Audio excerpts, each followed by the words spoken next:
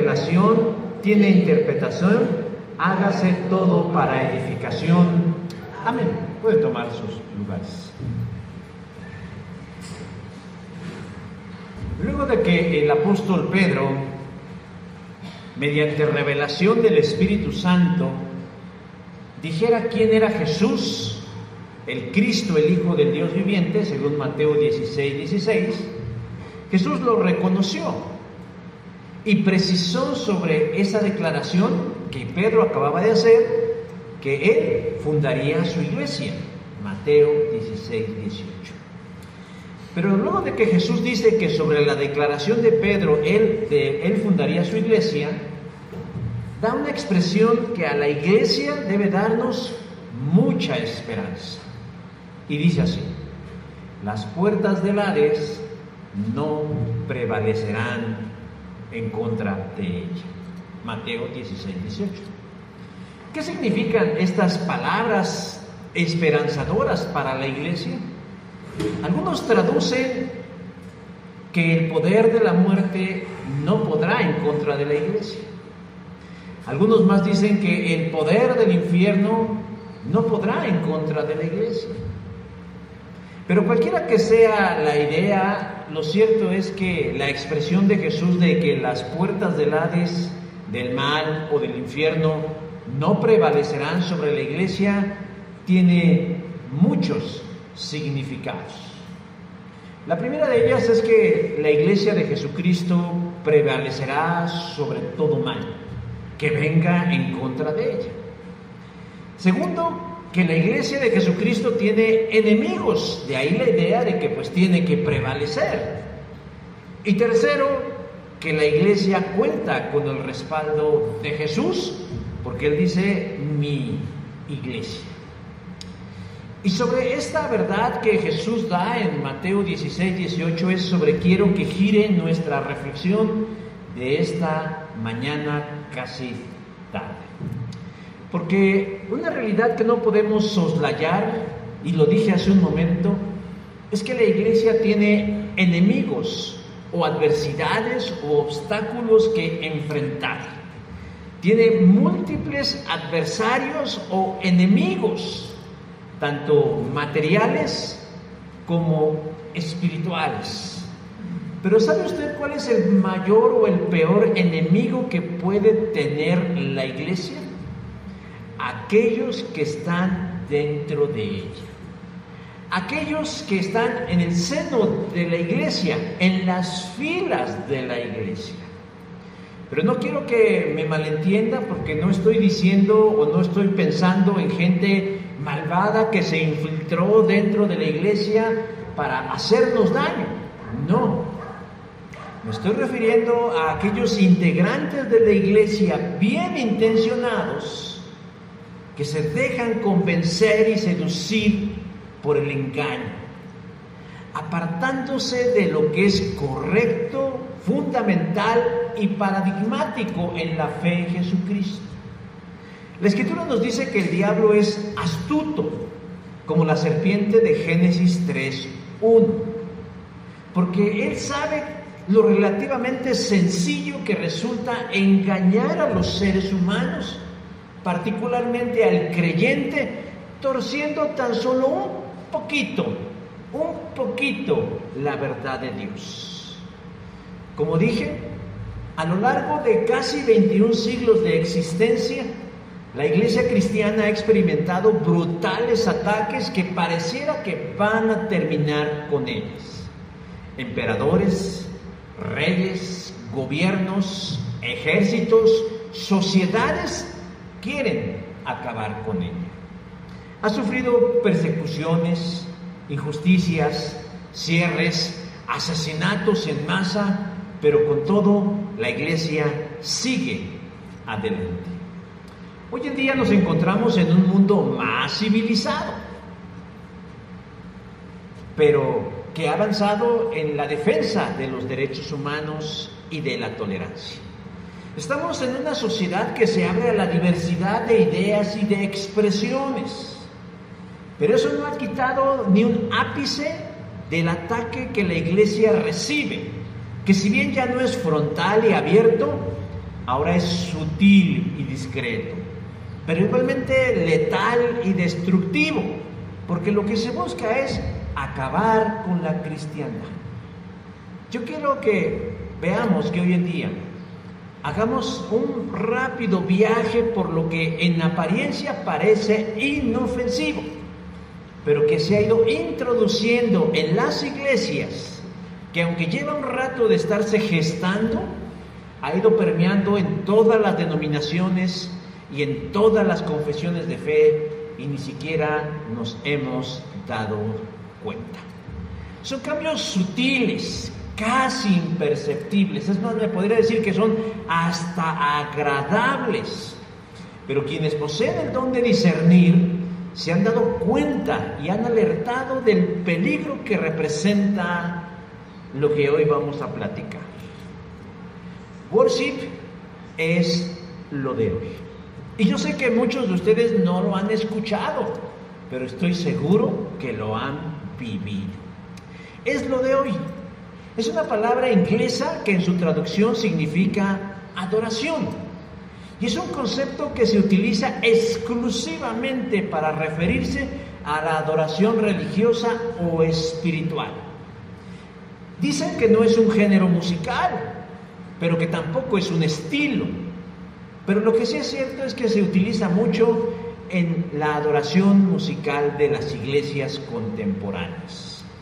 Ha ido creciendo, evolucionando, al grado que hoy en día se puede ser considerado ya no solo algo que se circunscribe a un estilo musical, sino a un estilo de servicio en la iglesia.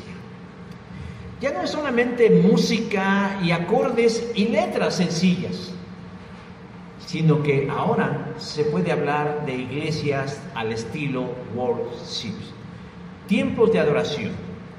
Parece ser lo mismo que una liturgia religiosa, pero se centra mucho en lo motivacional y en lo emocional. Sin embargo, yo no quiero parecer catastrofista ni anacrónico, pero si nosotros permitimos que esta tendencia se instale sin discernir, puede llegar a terminar con las reuniones de la iglesia como la hemos conocido en por lo menos los últimos 500 años, convirtiéndolas en reuniones banales, frívolas y sin contenido. Pero, ¿qué debemos hacer? ¿Qué es lo que debemos hacer? Conocer qué es este fenómeno y comprender que, si bien es cierto, no todo es malo, sí tenemos que aprender a, como cuando nos comemos una mojarra, a comernos la carnita y a saber desechar el esqueleto. Discernir e identificarlo y no permitir que se implemente sin filtro en nuestras congregaciones. Por eso, hermanos, nosotros debemos conocer y saber cómo y de qué manera se llevaban a cabo los servicios religiosos a Dios en el primer siglo.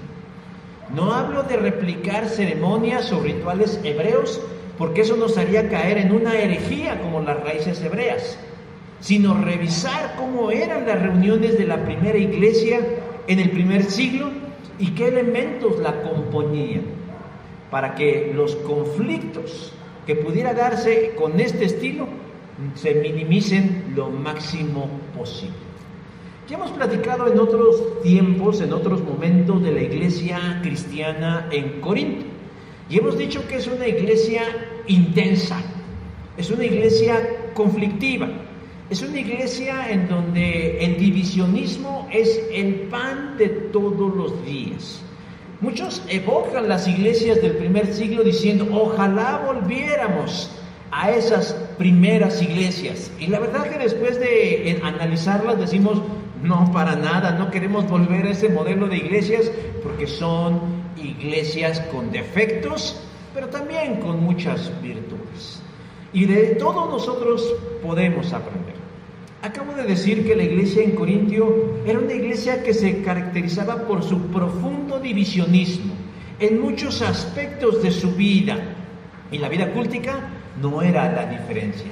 Cuando ellos se reunían para alabar al Señor, sus reuniones eran un verdadero desgarriate, era un auténtico desorden, porque habían sido bendecidos con muchas expresiones del Espíritu Santo, denominados dones espirituales. Había don de profecía, don de discernimiento, don de lenguas, don de fe, etcétera, etcétera, etcétera.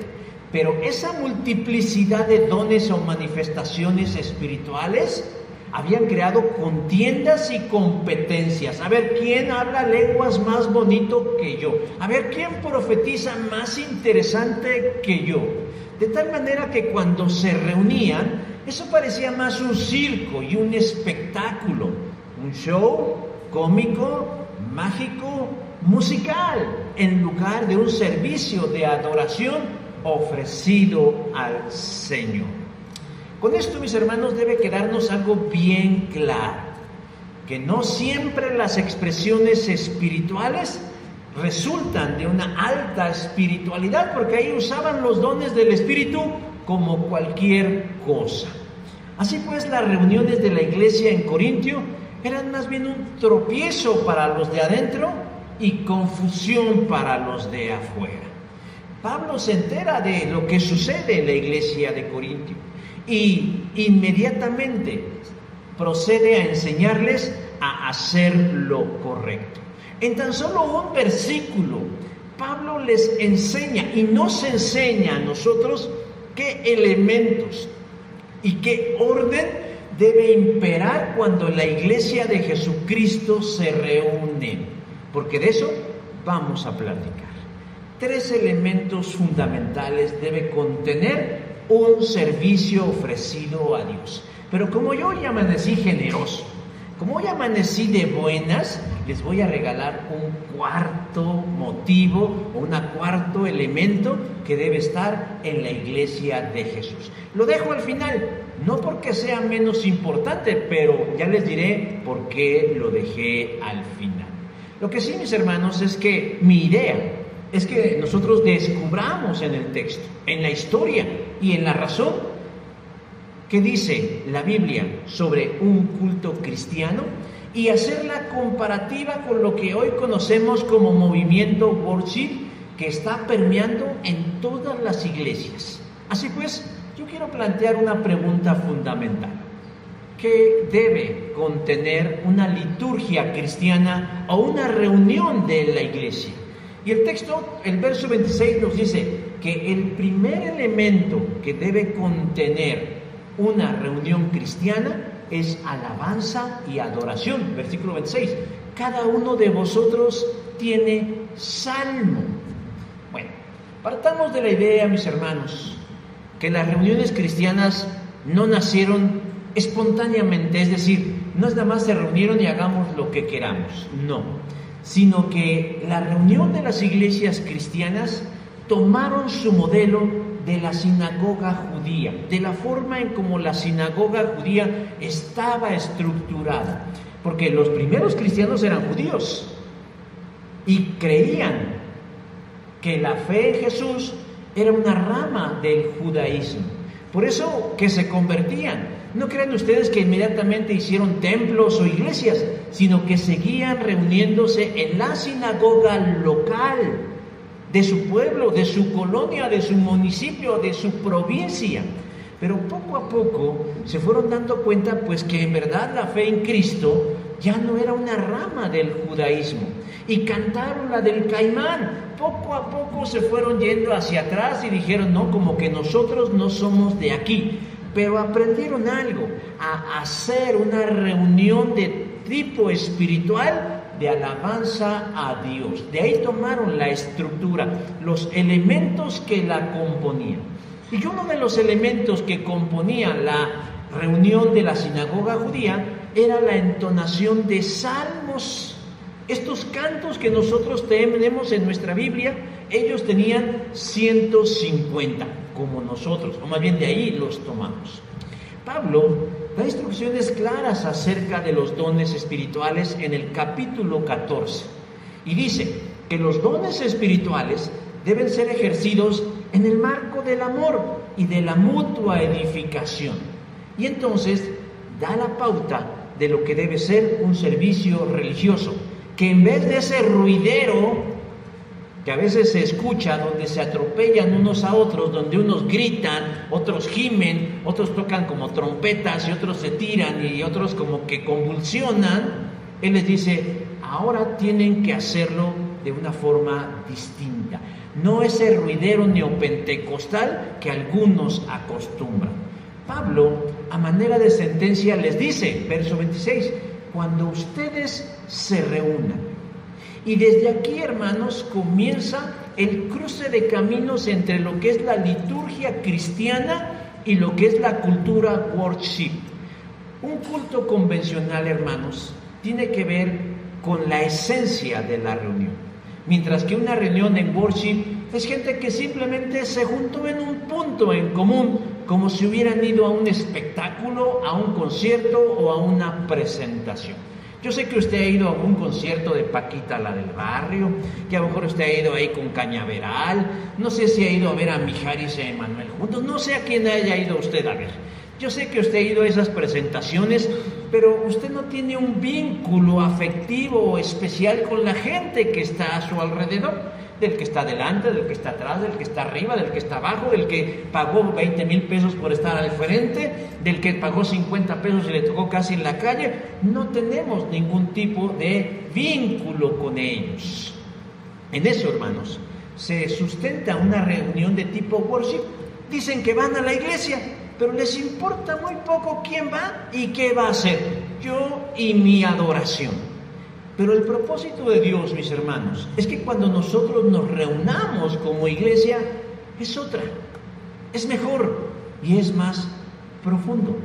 Porque la palabra que utiliza Pablo para referirse a reunión es una palabra griega que significa juntarse con una intención íntima. Pero no piense mal, cuando se refiere a íntima se refiere a estrechar lazos afectivos en donde nos conozcamos. Una reunión de naturaleza de hermandad, de amistad y de profunda afectividad emocional y espiritual, que si vemos entrar por esa puerta a la hermana Sutanita, nos debe dar harto gusto verla llegar, que si vemos al hermano Perenganito cojear de un pie, nos preocupamos pues qué le pasó, y si alguien se ausenta, realmente angustiarnos porque no vino el hermano. Esa es la idea de lo que dice Pablo cuando ustedes se reúnan. No simplemente estar juntos en un lugar cantando, sino aprendiendo y amándonos en el Señor. De tal manera que venir a la iglesia, hermanos, no debe ser algo fútil o irrelevante, sino algo significativo. Y cantar es uno de los elementos que tiene que estar presente. Verso 26. Unos pueden cantar salmos. Un salmo era un canto o un cántico hebreo para uso exclusivo de la adoración al Dios verdadero. De hecho, eso significa la palabra salmo. Era un cántico sagrado que se entonaba colectivamente, dirigido exclusivamente a Dios. Los salmos no salían del lugar de adoración, no eran utilizados fuera de su contexto de la liturgia, sino solo a Yahvé. No es que hubiera una boda y vamos a echarnos unos salmos. Que hubiera una presentación, vamos a cantarnos unos salmos. Que estaban inaugurando un puesto de tacos, vamos a cantar un... No. Los salmos estaban circunscritos en su uso únicamente en el servicio ofrecido al Dios verdadero. Era música y letra preferencialmente sagrada, donde los autores describían las maravillas de Dios y su persona. Su estructura musical estaba organizada de tal manera que pudiera cantarse de forma congregacional, que un niño pudiera cantarlo, que un anciano pudiera cantarlo, que una mujer pudiera cantarlo o que un joven no tuviera impedimento vocal para interpretarlo. El cántico o salmo, hermanos, era embellecido con música producida por instrumentos musicales de la época y de la cultura. Vaya usted al Salmo 150 y ahí dice cuáles eran los instrumentos de ese tiempo y esa cultura. Pero en general son los mismos de hoy, Cuerdas, vientos, percusiones, voces. Eran utilizados, hermanos, sin el afán de opacar el mensaje de adoración. No todos los salmos que tenemos deben ser utilizados para la adoración, porque existen salmos que se conocen como imprecatorios. El Salmo 135, por ejemplo, habla de las injusticias que sufre el autor y le pide a Dios juicio y castigo para los opresores. Rómpele los dientes. Ya se imaginará usted cantando eso en la iglesia. Señor, rómpele los dientes, que mueran sus hijos, que sean quemados. No, pues eso no lo podemos cantar como un cántico de adoración. La iglesia, una vez que se formó como iglesia, también entonó salmos. Pero también ha ido componiendo más música y letras para adorar al Señor, de acuerdo a la época, guardando cierto perfil. Un cántico, hermanos, para ser presentado en una reunión de iglesia, debe tener ciertas características. A ver, los de alabanza y adoración, tomen nota. Por lo menos 2. Hay más, pero yo hoy solamente les voy a dar 2. 2 características que un cántico es para cantarse en la iglesia. Dejemos de lado que es exclusivo para Dios y que únicamente se cantan en templo. Pero ¿cuáles son? La primera de ellas debe ser cristocéntrica. Como lo dice el Salmo 115, no a nosotros, Señor, no a nosotros, sino a tu nombre le corresponde toda la gloria. Un cántico de verdadera alabanza y adoración exalta el nombre de Dios, sus cualidades y virtudes, sus obras y sus acciones. En eso se centra un cántico de liturgia dirigido al Señor. Y la segunda, hermanos, característica que encontramos es que evoque la idea de la congregación.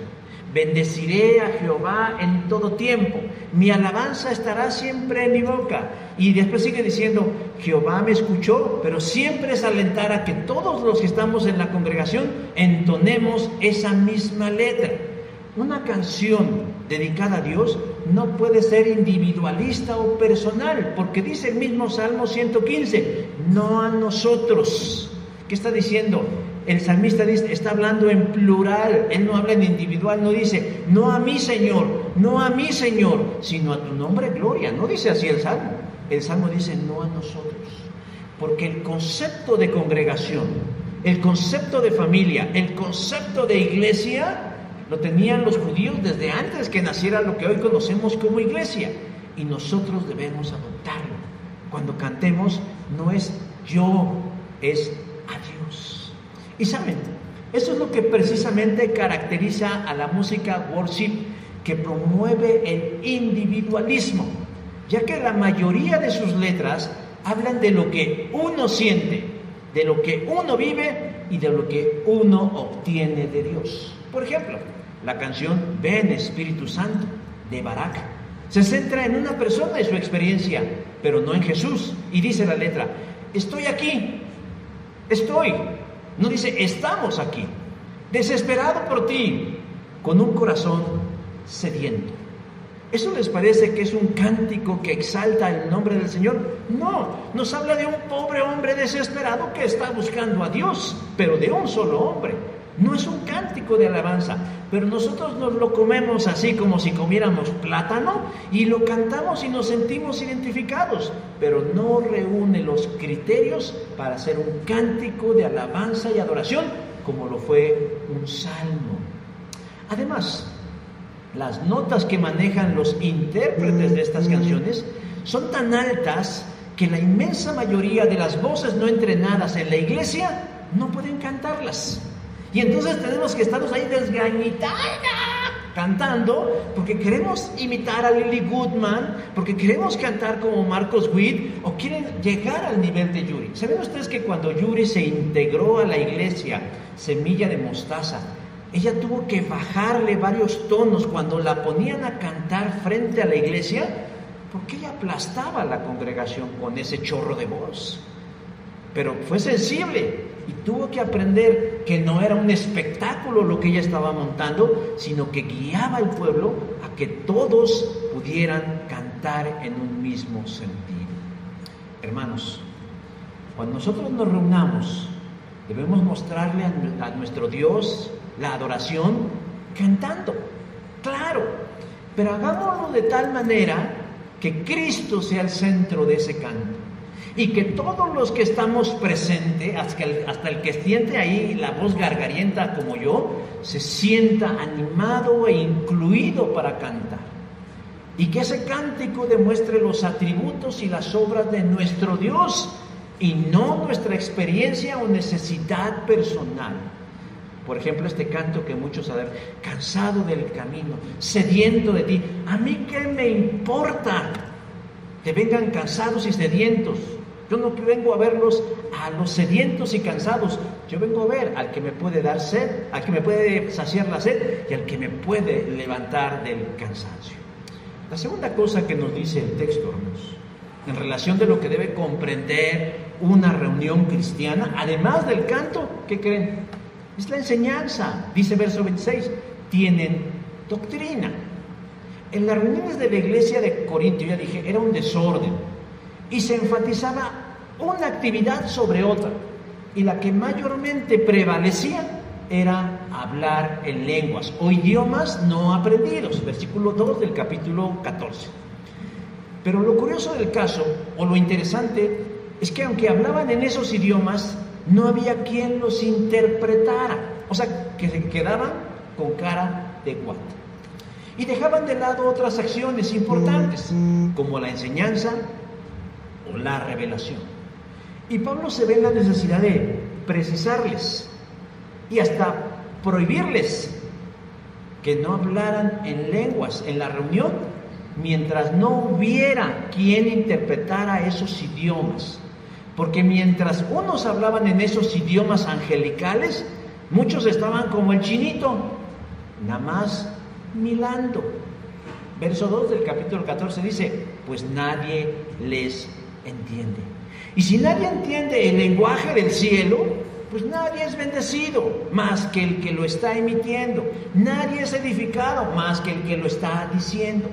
Y entonces Pablo, con la autoridad que le da el Espíritu Santo, le señala que además del elemento de los cánticos que debe haber en la iglesia, debe haber enseñanza. Versículo 26, doctrina. Didaje o didache, como dicen algunos, es la palabra que se utiliza para referirse a doctrina. ¿Y qué es doctrina? Enseñanza. Enseñanza. Eso significa la palabra doctrina. Y por el tiempo y el contexto, enseñar doctrina era profetizar. Hoy en día, algunos evangélicos, principalmente los de rama pentecostal, los neopentecostales y los carismáticos, tienen una idea poco exacta de lo que significa profetizar. Si ustedes dicen, va a haber profecía, muchos de ellos creen que se trata de que va a venir alguien a anunciarnos el futuro. ¿Quién va a ganar hoy la final? ¿El América o su contrincante? Pues va a venir el profeta, pues que nos diga, ¿verdad? ¿Con quién me voy a casar? Pues va a venir el profeta, pues que nos diga. Creen que cuando se habla de profetizar, se refiere únicamente a hablar eventos del futuro, una especie de adivinación cristiana. En el Antiguo Testamento hay 3 palabras para referirse a profecía y profetas, y solo una de ellas se refiere a vaticinar el futuro y solo es utilizada 2 veces. El uso más frecuente para profecía o profeta en el Antiguo Testamento es la palabra nabi o nabí, que significa aquel que habla en el nombre de otro. Y en este caso, hablar en el nombre de Dios. De tal manera, hermanos, que profetizar no es anunciar el futuro, necesariamente, sino hablar en el nombre de Dios, decir algo que Dios quiere que los demás sepan. Es decirle al pueblo reunido lo que Dios quiere que conozcan. ¿De qué forma? ¿De qué manera? ¿Cómo? Pues mediante la Escritura. Si el modelo cúltico de la iglesia fue la sinagoga, una de las actividades que hacían en la sinagoga era leer la Escritura. Y ahí tenemos a Jesús en el poblado de Nazaret, llegando el día de reposo, como era su costumbre, a la reunión de la sinagoga.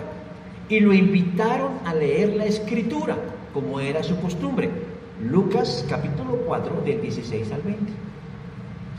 No era que tuviera que explicar el texto, porque de hecho si ustedes leen la narrativa de ese pasaje, Jesús no explica el texto, sencillamente lo leía. Y al leerlo, se asumía que todos los que estaban ahí, que eran de casa, entendían o recibían algo de esa lectura. Y eso mismo, dice Pablo, tienen que hacer en la reunión, leer la Escritura. Pero resulta que la iglesia del primer siglo tiene un gran problema. No tiene ejemplares de las Escrituras. Porque no crean ustedes que era como hoy, que uno puede decir yo tengo mi colección de Biblias, no. O hasta tengo dos, una la dejo en el templo y otra tengo en mi casa. Mucho menos decir, pues la traigo en mis celulares donde quiera que yo me encuentre, no. No tenían ejemplares de las Escrituras. Los ejemplares del Antiguo Testamento o el Tanaj estaban resguardados en una sinagoga. Entonces no tenían manera o forma de tener esa enseñanza o esa doctrina. Luego, pues ¿cómo hacerle? Bueno, eso no fue un impedimento para ellos, ni mucho menos para Dios. Pero ellos se hicieron de doctrina de dos maneras fundamentales. La primera, la tradición oral. Los discípulos o apóstoles reunían a la iglesia, a los fieles, y les narraban las enseñanzas de Jesús. Esos eventos de primera mano se los narraban a la gente. Ahí tenían a Juan, en diferentes sedes, no crean que en la misma. Ahí los tenían comentando las enseñanzas de Jesús. A esto, hermanos, se le conoce como el rema de Dios, la palabra hablada por los apóstoles, porque no estaba escrita, pero después fue escrita. Esa fue la primera forma en la que la gente recibía doctrina o enseñanza. La segunda es que para ese tiempo, más o menos el año 60, comenzaron a circular entre las iglesias algunos escritos de los apóstoles, algunos bosquejos de los evangelios canónicos y unos extracanónicos. De tal forma que en las iglesias de pronto podíamos encontrar cartas de Pablo, de Pedro, de Juan, e incluso cartas de otros menos conocidos, como Bernabé o Apolos. Y el rema de Dios pasó de ser oral y comenzó a materializarse en escritos. Y esos escritos debían ser leídos puntualmente en la congregación atenta, como lo era la ley al pueblo de Israel. Hay una tercera forma en la que se hicieron de doctrina. Era probable que en alguna sede, acá muy con palanca, se pudieran haber hecho de algún rollo del Tanaj y leerlo. Y esto le añadía enseñanza y doctrina a la iglesia. Podían leer y escuchar el rema de Dios, su palabra. En la cultura worship se prescinde de la lectura congregacional. Muchos de los cultos neopentecostales o carismáticos solamente existe un espacio pequeñito para la exposición de la palabra, pero eso lo voy a hablar más adelante. Pero no se enmarcan los tiempos con la lectura de la Escritura, porque ellos consideran que es pérdida de tiempo. Claro, no lo piensan con esa conciencia, pero así actúan. Prescinden de la lectura congregacional. Y si llegan a utilizar la Escritura, llegan a utilizar un texto sacado de contexto para justificar sus pretextos. La forma en cómo las iglesias worship se han organizado es el de un escenario secular, ocupando el lugar de los altares eclesiásticos, con la misma dinámica que si usted va a ver a Pandora, a Coldplay o a cualquier otro concierto, ocupándose únicamente en la manipulación musical, visual, con clichés que a la gente para que se una en una frenética adoración sin sustancia. El worship comenzó como un estilo musical, y ha ido evolucionando a una cultura de iglesia contemporánea, que ahora lo vemos reflejado en sus edificios y en las personas que participan. Antes había ujieres y diáconos, hoy hay staff con camisetas diciendo, ¿puedo ayudarle? Es probable que muchos no sepan la forma en cómo se organiza el lugar de reunión para una iglesia, pero la forma en cómo se organiza el lugar para la iglesia habla mucho acerca de su liturgia y de su énfasis. Por ejemplo, creo que muchos hemos visitado o estado en una iglesia católico-romana, de cualquiera, desde las más clásicas hasta las más modernas. Pero cuando entramos a un templo católico, ¿qué es lo primero que observamos? Un altar. Puede ser un retablo de madera bizantina con estilo churrigueresco y recubierto con cáscara de oro y pinturas del siglo XVI. Puede ser. Algunas no. Algunas tienen una cruz, algunos una imagen, una figura o un cuadro. Pero lo que no falla, mis hermanos, en un altar católico es una mesa principal al centro. Una mesa principal al centro donde el sacerdote lleva a cabo la misa. Porque la misa no es la lectura del Evangelio, no son las salmodias, no son las repeticiones, no. La misa, hermanos, es el sacrificio enésimo de Jesús cada vez que se reúnen por el perdón de los pecados. En esa mesa, donde el sacerdote pone el cáliz, donde pone la hostia o el cuerpo de Cristo, eso es la misa, porque para ellos eso es lo más importante, la Eucaristía, que el pan se convierta en la carne de Cristo y que el vino se convierta en la sangre de Cristo. En ese momento pues, sucede un hecho, según ellos, milagroso. Por eso está organizada de esa forma una iglesia católico-romana. Una iglesia evangélica histórica o tradicional tiene un espacio central que algunos denominan altar. Y lo que está en el centro, que es un púlpito. ¿Por qué? Porque el énfasis de la iglesia protestante y de la iglesia evangélica es la exposición de la verdad divina. Lo que se busca, hermanos, en una iglesia cristiana es que la gente oiga la palabra de Dios y fortalezca y edifique su fe. En una iglesia worship tiene un aspecto que muchos han ido adaptando. El lugar central lo ocupan los músicos y sus instrumentos, enmarcados con luces de colores y un fondo negro para que resalte. Y la vestimenta de quienes participan es extremadamente informal, relajada y hasta extravagante. Y muchos preguntan, pues ¿cuándo pintamos de negro? Pues no vamos a pintar de negro. Yo creo, hermanos, en lo personal, que las formas dan sentido.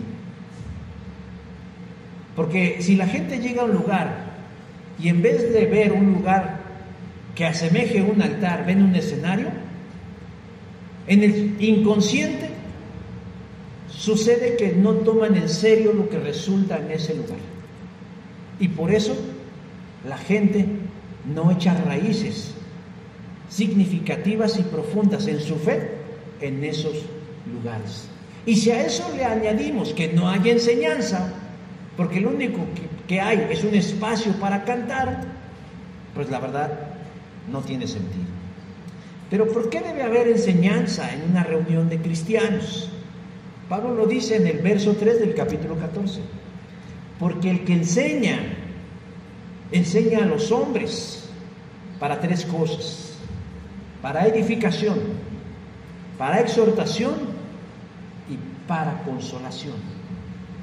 Porque leer lo que Dios dice siempre será más importante que lo que uno o todos tengamos que decirle a Él. Amén.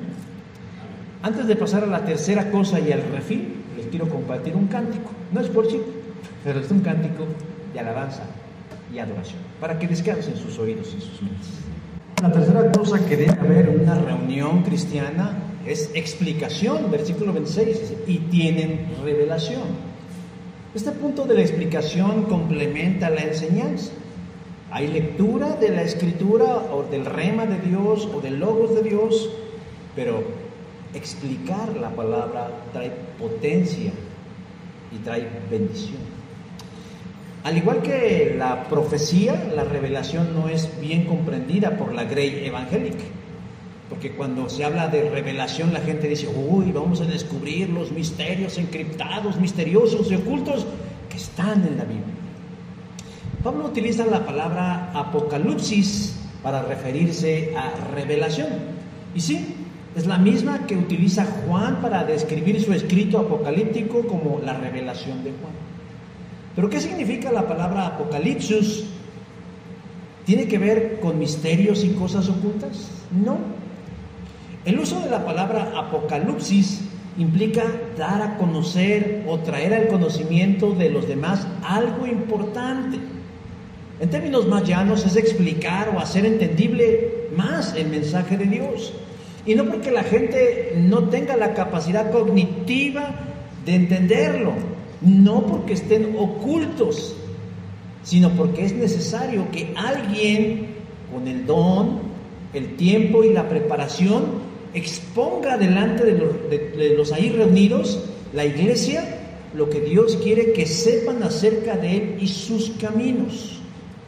Esto complementa, hermanos, la doctrina o la lectura de la Escritura. Durante una reunión que se presuma religiosa y espiritual, se debe leer la Escritura, pero también se debe explicar.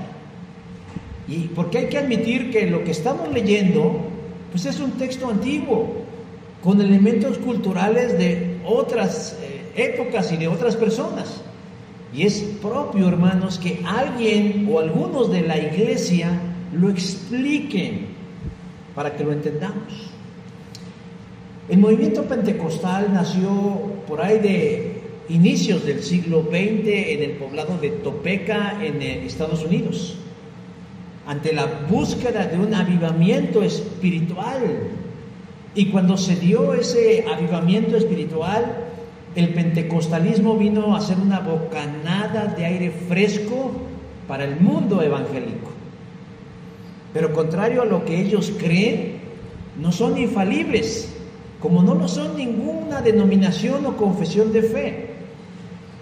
Y el fallo del pentecostalismo, hermanos, o su debilidad, ha sido el poco rigor en el estudio y la exposición de la Escritura. Ellos trabajan en relación de la libre interpretación. ¿Usted qué entiende? No, así no se lee la Biblia. ¿Usted qué entiende? Sino del libre análisis de la Escritura. Y debido a ese poco rigor o a esa debilidad, hermanos, en el estudio y la profundización de la Escritura, es que han surgido sectas del pentecostalismo. No lo voy a contar al hermano Adán, ¿Cómo cuáles? Bueno, como las raíces hebreas, los unicitarios, esos que creen que Dios es uno solo en Jesús, o las raíces hebreas que hablan de circuncidarse y utilizar la estrella de David y no comer cerdo y todas estas cosas. Para finales de los años 80 del siglo pasado, del pentecostalismo surgió un movimiento que involucró inclusive al catolicismo conocido como carismatismo, en donde hubo una explosión de manifestaciones de los dones espirituales, principalmente los dones milagrosos. Pero a finales del siglo XX y comienzos de este siglo XXI surgió el neopentecostalismo. Pero el factor denominador de todos estos movimientos unicitarios, raíces hebreas, carismatismo, neopentecostalismo, ¿cuál cree que es? El poco o pobre énfasis o peso a la Escritura en sus reuniones. Podían pasar horas y horas cantando y tocando, como si fuera lavado de cerebro, en donde la gente perdía la conciencia y la capacidad de discernir, pero nada que ver con la revelación de Dios. Si acaso había o hay en muchos de estos sitios exposición de la palabra, el tiempo dedicado es menor al dedicado a cantar y hacer otras cosas. Además de que la gente está mal preparada, haciendo eisegesis de los textos en vez de exégesis bíblica. ¿Y qué trae todo esto como resultado, hermanos? Herejías, donde la gente cree lo que se le antoja y son unos verdaderos alebrijes cristianos. En el worship se hacen lo mismo. La gente va a un concierto musical con tintes espirituales, sale muy contenta porque la música tocó su corazón, pero no cambian sus vidas. Y eso es lo que lo hace peligroso, porque las personas que solo se contentan con ir a oír cantar o cantar letras con un bajo contenido doctrinal, teológico o bíblico, no sienten el poder del Espíritu para cambiar. Por eso Pablo dice que cuando se reúnan tengan salmo, doctrina y revelación. Exponer sus vidas a la luz de la enseñanza como parte importante del por qué venimos a la iglesia. ¿Qué tal estuvo el culto? ¿Cuáles cantaron? No sé, no me acuerdo, pero sí me acuerdo que hoy nos hablaron acerca de lo que debe haber en una reunión cristiana. Hablaron de Pablo y la iglesia de los Corintios. Yo sé que no se van a acordar más allá del 25%, pero que se lleven una idea clara de lo que se habló, no solo de lo que se cantó. Ahora, ahí les va el refil. Porque si leemos el texto, ¿dónde están? 14:26 dice: cuando se reúnan, cada uno de nosotros tiene salmo, doctrina, lengua, revelación e interpretación. Y dirá, usted dijo que el texto dice que el culto debe tener 3 cosas, pero yo veo 5 que el pastor ya no sabe contar. Lo mismo pasó cuando hace tiempo hablé del Salmo 150 y alguien me dijo, oiga, pero faltó, usted no mencionó la danza. No. Y ahorita les voy a explicar por qué. Y ahorita les voy a explicar por qué lo puse hasta el final. Pablo menciona 2 elementos que pueden estar o no en una reunión de la iglesia, y es el hablar en lenguas o idiomas no aprendidos, que algunos denominan idiomas angelicales. Esa es una. Y la otra, la interpretación de esas lenguas o idiomas. ¿Por qué lo pongo al final como un agregado, como un anexo, como un refil? Porque ese es precisamente el problema por el cual Pablo escribió el capítulo 14. Porque la iglesia en Corintios sobreenfatizaba el hablar en lenguas. Y eso, en lugar de ser una bendición en la iglesia, causaba encono, divisionismo.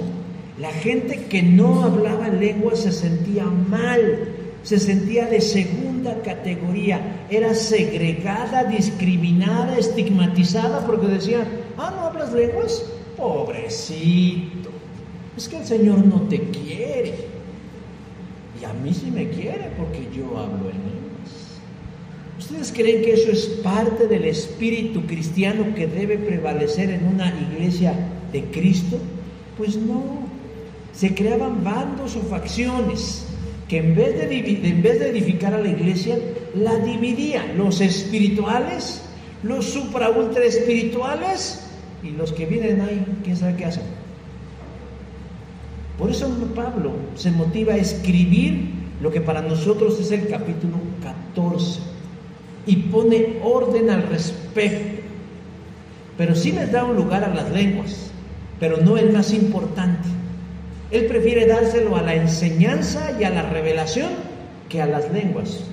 Porque él dice que quien habla en lenguas se edifica a sí mismo.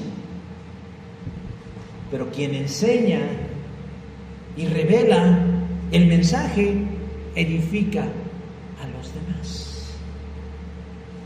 Que de nada serviría hablar en lenguas horas y horas si nadie entiende el mensaje que está hablando. Y que si algún extraño o ajeno a la congregación pasara y los viera hablar en lenguas, dirían, pobres locos, quién sabe qué están hablando en ese lugar. Pero quien explica y expone la doctrina y la enseñanza, al que pasa le puede caer algo y decir, caray, están hablando de Dios, entro para aprender. Por eso Pablo dice que puede haber lenguas en la reunión, pero bajo ciertos parámetros y cierto orden. Pueden hablar lenguas, siempre y cuando haya quien las interprete. Porque si no hay quien las interprete, el que habla lenguas, mejor que las hable en su casa, en lo privado y en lo particular. Y pareciera que nuestros hermanos pentecostales no leen la Biblia o no la entienden. Y no quiero sonar como que los denuesto, pero Pablo es clarísimo cuando dice eso. Si van a hablar en lenguas en la reunión de la iglesia, por favor, que haya un intérprete de esas lenguas para que todos seamos edificados. Yo una vez tuve la oportunidad de viajar al país de Belice y ahí hablan inglés. Y recuerdo que del grupo que íbamos, 2 personas hablaban inglés y 2 personas hablábamos solamente español. Y de pronto en una reunión con los misioneros y los pastores de ahí, todos empezaron a hablar inglés. Y empezaron a contar anécdotas en inglés, y chistes en inglés, y jajaja en inglés. No es jajaja, es jajaja en inglés. Y de pronto los que no hablábamos inglés nos empezamos a sentir como segregados. No podíamos reírnos. Nos reíamos como tontos, pues porque se reían los demás, pero no entendíamos por qué. Sentíamos que no fueron lo suficientemente sensibles ante los que no hablábamos el otro idioma e incluirnos por amor cristiano. Y dijéramos, ¿tenía yo ganas de ir a otra cena con ellos? Pues no, ¿para qué voy si no voy a entender nada? Pues mejor me quedo en mi casa. Esto es lo que Pablo está diciendo. Si no hay quien interprete, no lo haga. De veras, no lo haga. Yo les quiero decir que en esta iglesia hay 2 personas que hablan lenguas, pero no las hablan porque no hay quien las interprete. Entonces, pues mejor que no las hablen, ¿verdad? Cuando haya un intérprete, bueno, entonces ya hablamos. Ahora, aquí viene otro problema. ¿Cómo vamos a saber que es un intérprete válido? Y que está interpretando lo que dice bien. Se necesita mucho discernimiento. Hace un tiempo había un reality show sobre estilistas caninos. Y de pronto, dentro de las muchas pruebas en estos reality shows, resulta que al perrito, después de llevarlo con el grooming, es decir, el que los pele, los bañe, los embellece y todo lo demás, lo llevaban con una psíquica que entendía el lenguaje de los perros. Y le decían, a ver, el perro te va a decir cómo le fue con Anita que lo bañó. Entonces el perro, guau, guau, guau, guau, guau, guau, guau, guau. Ay, fíjate que Firulais dice que le jaló la oreja. Y guau, guau, guau, guau, guau, guau, guau, guau, guau. Ay, Firulais dice que lo quemó con la máquina. Y guau, guau, guau, guau. Ay, que le puso agua fría. Ah, y toda la gente, guau, cuánto discernimiento de esta mujer que entiende el lenguaje de los perros. A lo mejor sí. Pero como yo no tengo un parámetro con qué comparar eso es muy subjetivo. Y perdón la comparación, pero lo mismo pasa en las lenguas, hermanos. Porque de pronto yo dije, hay 2 personas que hablan lenguas, a decir, yo voy a decir que yo soy intérprete porque quiero oírlos, ¿verdad? Muchas cosas que suceden en estas iglesias pentecostales, neopentecostales, o worship, o carismáticas, ¿saben qué es? Es imitación. La gente no está diciendo nada. Si son curiosos, se van a dar cuenta que repiten los mismos sonidos y aparentemente las mismas palabras. Por ahí vean un video de Dante Gebel y él les va a enseñar a hablar en lenguas en 2 segundos. De veras, y él termina hablando, pero él está haciendo una evidenciación del error de esto, porque dice, no es hablar en lengua, repiten una palabra muchas veces. Pero para que no me segreguen, para que no me hagan menos, yo también voy a decir que hablo lenguas. Pues para que no me segreguen, yo también voy a decir que las interpreto. Y como no tengo forma de verificar que una cosa o la otra sea cierta, pues nos lo vamos a tragar así, como si fuera plátano, porque los cristianos somos muy crédulos. En las iglesias bautistas, hermanos, no se estila el hablar en lenguas en su vida cultica. precisamente por eso, porque no hay intérpretes y no hay intérpretes válidos. Por eso Pablo dice que el hablar en lenguas sea para adoración en lo particular, y que si quiere compartir eso que habla en lenguas, que busque a alguien que lo traduzca. Y como no los hay, uno no puede incluirlos en las reuniones cotidianas de la iglesia porque no los hay. Por eso Billy Graham en su libro El Espíritu Santo dice que, contrario a lo que muchos piensan, el hablar en lenguas ha traído más división que unidad a las iglesias. Por eso no incluimos las lenguas en nuestras reuniones. No estoy diciendo que nunca las vayamos a incluir. Simplemente estoy diciendo por qué no son la primera línea por lo que usamos como iglesia. Porque lo que se busca es con lo que termina Pablo: hágase todo para la edificación.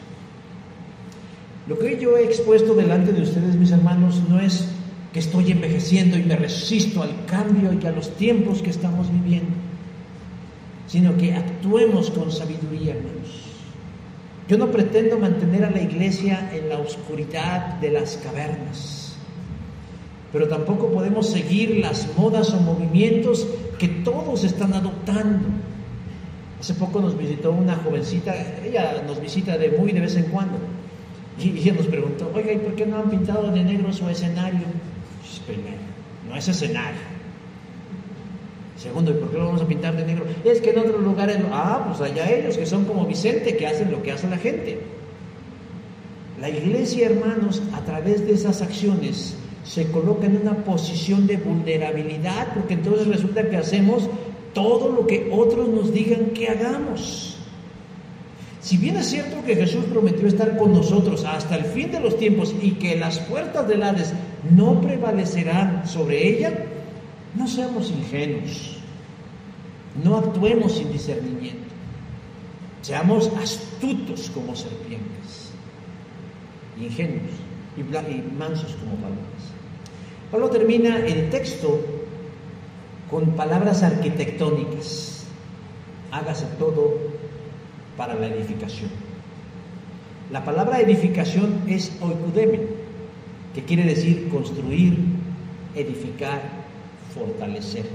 Pero me encanta porque dice bien, o sea, bien construido, bien edificado y bien fortalecido. De tal manera que cuando vengamos a la reunión de la iglesia, hermanos, salgamos bien edificados, bien construidos, bien fortalecidos, animados, más grandes en nuestra fe, más firmes en nuestras convicciones, más convencidos de que estamos en el camino correcto y que el Señor va con nosotros. Amén. Vamos a ponernos de pie y vamos a terminar con una palabra de oración.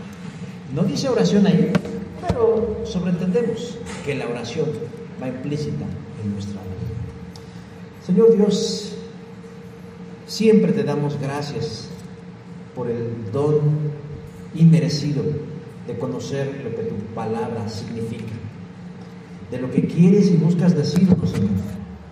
Y aunque se menosprecia pensando que es sencillo y uno únicamente habla lo que entiende, en realidad, Señor, consiste en hablar y descubrir lo que hay en tu mente y en tu corazón.